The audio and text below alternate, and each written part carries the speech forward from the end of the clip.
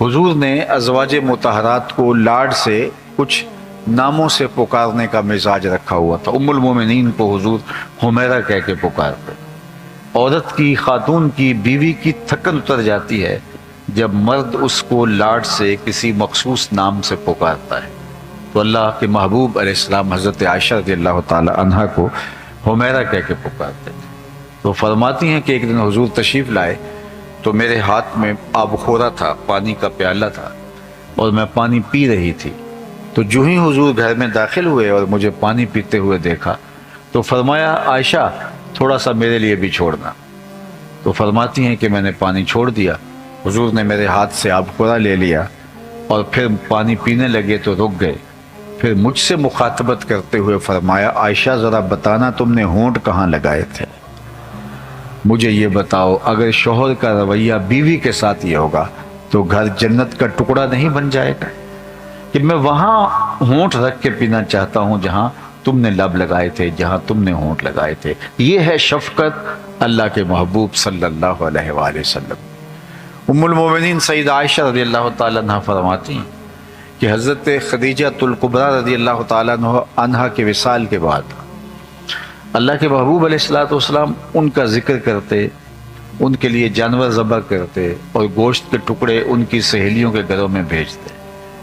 तो एक दिन मुझसे ना रहा गया तो मैंने कह दिया, चूँकि मेरा उनसे जो रिश्ता था, मैंने कहा हुजूर अल्लाह ने आपको बेहतर अज़वाज अता कर दी, आप उस खातून का जिक्र नहीं छोड़ते बुढ़ापे की वजह से जिसके होंठों के गोशे रंग बदल गए थे।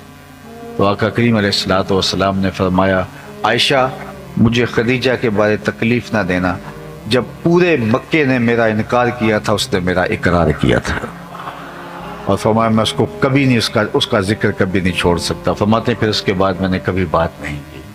तो ये था हुजूर का खुल्क, ये था हुजूर का किरदार और अज़वाज के साथ हुजूर का रवैया। बल्कि हज़रत खदीजतुल कुबरा रज़ियल्लाहु ताला अन्हा से ही हुजूर की सीरत सुन लीजिए। और ये ऐलान नबूवत से कबल की सीरत है जो उम्मुल मोमिनीन बयान कर रही हैं। जब पहली वही नाज़िल हुई हुजूर के क़ल्ब अतहर पर, तो कुरान तो पहाड़ों पर भी नाज़िल होता तो वो भी रेज़ा रेज़ा हो जाते। ये तो हुजूर का दिल था, क़ल्ब अतहर था जो सहार गया उस वही को, लेकिन उसका एक एहसास था जो हुजूर पा रहे थे और हुजूर को सर्दी की फीलिंग आ रही थी। तो पहली वही के बाद जब हुजूर घर आए तो फरमाया, या खदीजा ज़म्मिलूनी, मुझे चादर ओढ़ा दो, मुझे सर्दी लग रही है। और फरमाया मुझे अंदेशा जान है, वो एक कैफियत थी हुजूर के ऊपर। तो उम्मुल मोमिनीन ने हुजूर को तसल्ली देते हुए फरमाया कि आप परेशान नहीं होंगे। कल्ला वल्लाहि ला युख़ज़िकल्लाहु अबदा, आपका रब आपको कभी भी बेआबरू नहीं होने देगा, आपका रब आपको कभी भी परेशान नहीं होने देगा, आपकी इज्जत पे हरफ नहीं आने देगा। क्यों? ज़रा सुनिए, ये हुजूर की सीरत है जो बरजस्ता उम्मुल मोमिनीन ने बयान की है। हुजूर आज नबूवत का बता रहे हैं, आज पहली वही नाज़िल हो रही है, लेकिन उम्मुल मोमिनीन हुजूर का किरदार बता रही है। कल्ला वल्लाहि ला युख़ज़िकल्लाहु अबदा इन्नका लतसिलुर रहिम व तहमिलुल कल्ला व तक्सिबुल मादूम व तक़री ज़ैफ़ व तस्दुकुल हदीस व तुईनु अला नवाइबिल हक़। ये उम्मुल मोमिनीन के लफ्ज़ हैं कि आपका रब आपको कभी भी तन्हा नहीं छोड़ेगा, परेशान नहीं होने देगा, आपकी आबरू पे हरफ नहीं आने देगा। क्यों? इन्नका लतसिलुर रहिम, आप सिला रहमी करते हैं, रिश्तेदारों के साथ सलूक अच्छा करते हैं। अल्लाह अकबर। जो ये चाहे कि उसकी उम्र में बरकत हो और उसके रिस्क में बरकत हो, वो रिश्तेदारों के साथ सलूक अच्छा करे। रिश्तेदारों के साथ अच्छा सलूक करने से रिस्क में बरकत पैदा होती है और उम्र में इजाफा होता है। बाज़ लोग कहते हैं हम तो अच्छा करते हैं लेकिन वो अच्छा नहीं करते, तो फिर हम भी पीछे हट गए हैं। कोई एक कदम पीछे हटेगा तो हम 10 कदम पीछे हटेंगे, तो ये तो कोई कमाल ना हुआ। अगर किसी ने अच्छा सलूक किया, उसके बदले में हमने आगे से अच्छा सलूक किया, तो ये तो कोई बड़ी बात नहीं है। ये तो कोई भी करे तो उसके साथ अच्छा सलूक किया जाता है। कोई बुरा सलूक करे फिर भी अच्छाई करना उसके साथ कमाल ये है। ये है आपका और मेरा हौसला कि हम उसके साथ क्या सलूक करते हैं। रिश्तेदारों के खुरदरे रवैये के बावजूद, उनके नामुनासिब सलूक के बावजूद उनके साथ अच्छा सलूक करना। आप अगर मुझे पूछें बेहतरीन सदका कौन सा है, تو بہترین صدقے کی مختلف صورتیں، ان میں سے ایک صورت بہترین صدقے کی یہ ہے، افضل ترین جو صدقات ہیں ان میں سے ایک صورت یہ ہے کہ نادار ناراض رشتہ دار کو صدقہ دیا جائے.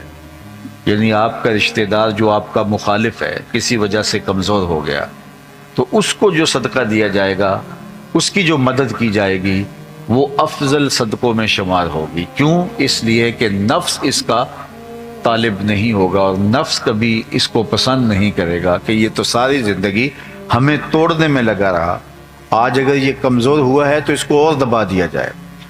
تو وہ صدقہ نفس اس کی مخالفت کرے گا، اور نفس کی مخالفت کے باوجود غریب رشتہ دار کو جو نادار ہو گیا ہے، ضرورت مند ہو گیا ہے، اس کو کھڑا کرنا، وہ گر گیا ہے اس کو اٹھانا، اس کی ضرورت کو پورا کرنا، یہ افضل صدقات میں سے صدقہ قرار دیا گیا ہے. تو آئیے میں اور آپ رشتہ داروں کے ساتھ اچھا سلوک کر کے حضور علیہ الصلوۃ والسلام کی سیرت اپنی زندگی کا حصہ بنائیں. مجھے بتائیے، آپ کی برادری نے، قریش کے لوگوں نے آپ کے ساتھ مکے میں کیا سلوک کیا تھا؟ اس قدر عجیب سلوک کیا کہ اللہ کے محبوب علیہ السلام کو شہر مکہ چھوڑنا پڑا اور مدینہ المنورہ کی جانب ہجرت فرماتے. وہ اپنے گھر کا کوڑا لا کے حضور کے گھر کے سامنے ڈال دیتے. عقبہ بن ابی معیط نے حضور کے گلے میں کپڑا ڈال کے تو دیے. حضور سجدہ ریز تھے تو حضور کے اوپر اوجریاں ڈالی گئیں. کیا کیا اذیتیں حضور کو نہیں پہنچائی گئی. لیکن آج سن 8 ہجری کو اللہ کے محبوب فاتح بن کے دوبارہ مکے آتے ہیں تو یہ سارے سرداران قریش یہ تھر تھر کانپ رہے تھے اور انہیں لگتا تھا آج گردنیں اتریں گی. تو آقا کریم نے سب کو بلایا اور بلا کے کہا کہ بتاؤ میں تمہارے ساتھ کیا سلوک کروں. تو ان کو یہ تھا گردنیں اتریں گی، لیکن یہ لجاجت سے کہنے لگے آپ کریم باپ کے کریم بیٹے ہیں، ہم آپ سے خیر کی توقع رکھتے ہیں. اور انہیں یہ تھا کہ چلو گردنیں اترنے سے بچ جائیں، شہر بدر تو کیا ہی جائے گا، ہمیں شہر سے تو نکال ہی دیا جائے گا، لیکن کم از کم جان بخشی ہو جائے. لیکن ان کی آنکھیں پھٹی کی پھٹی رہ گئیں اور ان کی حیرانی کی انتہا نہ رہی جب انہوں نے کہا آپ کریم باپ کے کریم بیٹے ہیں، ہم آپ سے خیر کی توقع رکھتے ہیں. تو آقا کریم نے فرمایا اذهبوا انتم الطلقاء، جاؤ تم سب آزاد ہو. آج میں تم سے وہی کہوں گا جو میرے بھائی یوسف نے اپنے بھائیوں سے کہا تھا، لا تثریب علیکم اليوم، آج تم سے کوئی مواخذہ نہیں ہوگا. وہ جان کے دشمن، اللہ اکبر، جنہوں نے حضور کو اذیتیں پہنچائی تھیں صرف چند ایک کے علاوہ، اور وہ بھی انتہائی بدترین لوگ تھے جن کے قتل کا حضور نے حکم دیا، باقی سب لوگوں کو حضور نے معاف فرما دیا. یہ تھا حضور کا سلوک، یہ تھا حضور کا رویہ، یہ تھا حضور کا طرز معاشرت. میں اور آپ اپنے آپ کو نرم دل بنائیں، اپنے دلوں کے اندر ایک دوسرے کے لیے رقت پیدا کریں، نرمی پیدا کریں. ہر وقت جو ہے وہ غصے میں بھرے رہنا، ہر وقت تلے رہنا لڑنے پر، یہ کوئی بڑی بات نہیں ہے. حضور علیہ السلام کی سیرت کا جو عکس ہمارے سامنے آتا ہے وہ شفقتوں کا ہے، محبتوں کا ہے، وہ صلہ رحمی کا ہے، حسن سلوک کا ہے. حضور سے زیادہ کوئی مسکرانے والا نہیں تھا. حضور کے رویے دل آویز تھے اور لوگوں کو مو لیتے تھے. اللہ اکبر، ہمیں وہی کردار اپنی زندگیوں میں لانا ہے. بعض ہنگامی مواقع پہ، بعض جنگی صورتوں میں سختی کا فرمانا وہ ایک الگ امر ہے، لیکن عمومی رویہ حضور کی سیرت کا جو نمایاں عکس ہے وہ شفقت والا اور محبت والا جو ہے وہ عکس ہے، اور ہمیں وہی اپنی زندگی کے اندر اتارنا چاہیے. ہر وقت جو ہے وہ غصے سے بھرے ہوئے نہ رہیں اور یہ ہم کہیں کہ ہم بڑے غصے والے، یہ کوئی بات نہیں. حضور خلیق تھے، حضور نرم دل تھے. اللہ نے خود قرآن میں فرمایا لو کنت فظا غلیظ القلب لانفضوا من حولک، اے محبوب اگر تو سخت مزاج ہوتا، ترشرو ہوتا، تو اتنے لوگ آپ کے گرد کبھی بھی جمع نہ ہو پاتے. یہ لوگوں کا ہجوم جو آپ کے گرد جمع ہوا ہے یہ آپ کی شفقتوں اور آپ کی رحمتوں کا نتیجہ ہے، اور اللہ نے اپنے محبوب کو رحمت للعالمین بنا کر مبعوث فرمایا تھا. انک لتصل الرحم، آپ صلہ رحمی کرتے ہیں. دوسری بات جو ام المومنین نے بیان فرمائی وہ یہ تھی وتحمل الکلہ، جس کا کوئی بوجھ اٹھانے والا نہیں، حضور آپ اس کا بوجھ اٹھاتے ہیں۔ وَتَقْسِبُ الْمَعْدُومَ، اور جس کا کوئی کمائی کرنے والا نہیں، اس کی ضرورت کو آپ پورا کرتے ہیں۔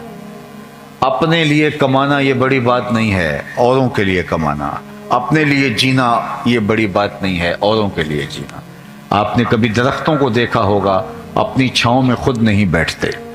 درخت اپنا پھل اوروں کو دان کرتے ہیں، اپنا پھل کبھی خود نہیں کھاتے۔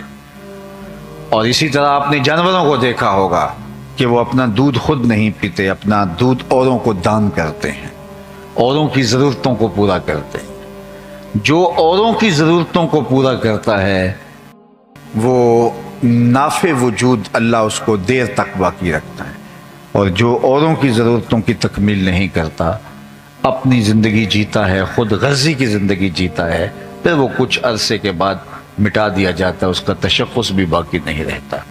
خیر الناس من ینفع الناس، لوگوں میں سے بہتر وہ ہے جو لوگوں کے لیے جو ہے وہ بہتر ہے۔ اللہ کے مخلوق کے لیے اس کا وجود نافع ہے، اور مخلوق کے لیے رحمت کا پاکیزہ وجود ہی اللہ کے محبوب علیہ الصلوۃ والسلام کا پیکر تھا، اور ہمیں اسی کی تعلیم دی گئی ہے۔ تو جس کا کوئی کمانے والا نہیں تھا، حضور اس کے لیے کماتے تھے، اس کی ضرورت کو پورا کرتے تھے۔ جس کا کوئی بوجھ اٹھانے والا نہیں تھا، حضور اس کا بوجھ اٹھاتے تھے، اس کی ضرورتوں کو پورا کرتے تھے۔